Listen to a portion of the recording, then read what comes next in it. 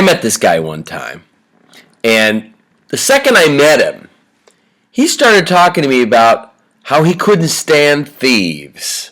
And thieves were the most horrible people in the world. And I'm like, why are we even talking about thieves? A little later, he stole some stuff from me.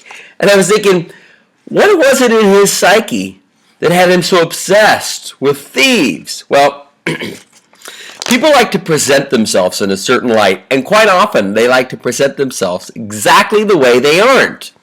Like you see a very big, heavy person driving a very small car. Because they want to see themselves differently.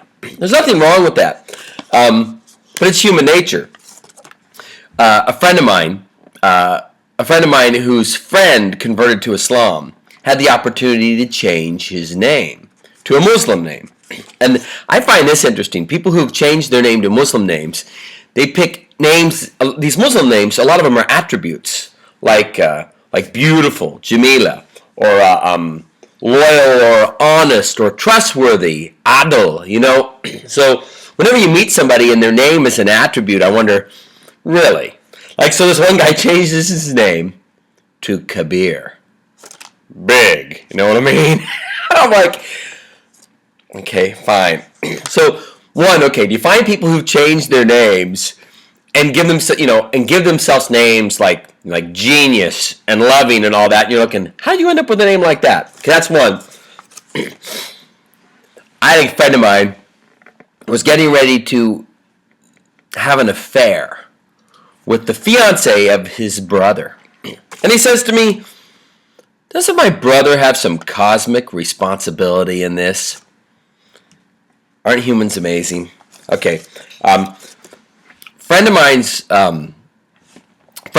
father-in-law owns this big retail chain down in Los Angeles. During the Los Angeles riots, people were breaking in. These uneducated people were breaking in and stealing things in this mall. They went through this entire mall, and they broke into every store and stole things and looted. Except for there was one store where nothing was stolen from. Nothing stolen from one store in the entire mall. You know what store it was? The bookstore. I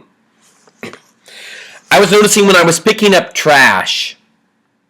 I went down a road with a garbage bag and I was picking up trash for hours. Filled my bags with empty containers from cigarettes, alcohol, condoms, fast food. 99% of the garbage. Did I see any peels or rinds from fresh fruit? Did I see any wrappers from organic grocery items? No. There wasn't an organic wrapper in that garbage. Because the consciousness of the people who buy that stuff and the consciousness of the people who read books, a little different. So, I was negotiating for some things recently, and I realized that old lesson my father taught me. Never negotiate for anything that you love. Never negotiate for anything you have to have. Convince yourself you don't need it.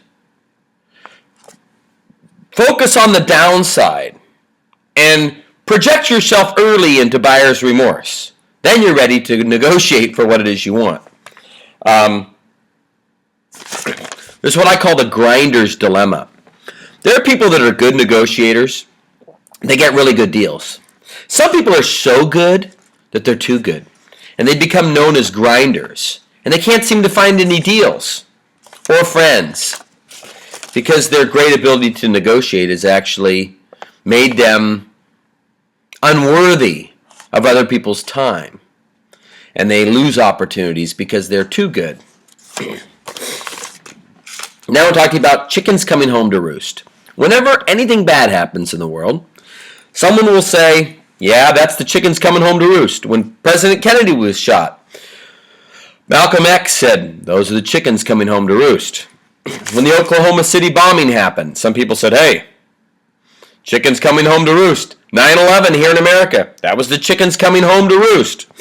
Some people have said that the Holocaust itself, Hitler would have said that was the chickens coming home to roost. The Jews have done these things and they've got to pay.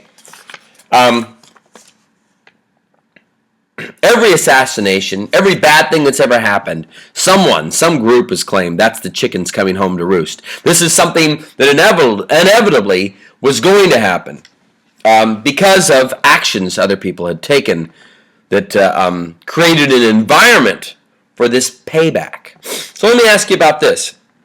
Some people believe the Holocaust happened because the Jews behaved a certain way.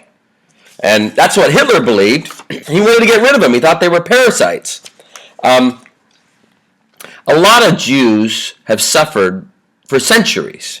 And I'm wondering, how many people out there believe that Israel's existence is payback?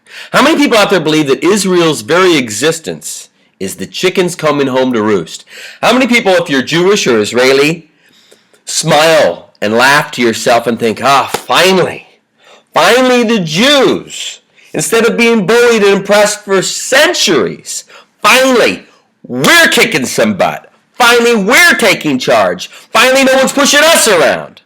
I wonder how many people feel that way. Let me know what you think.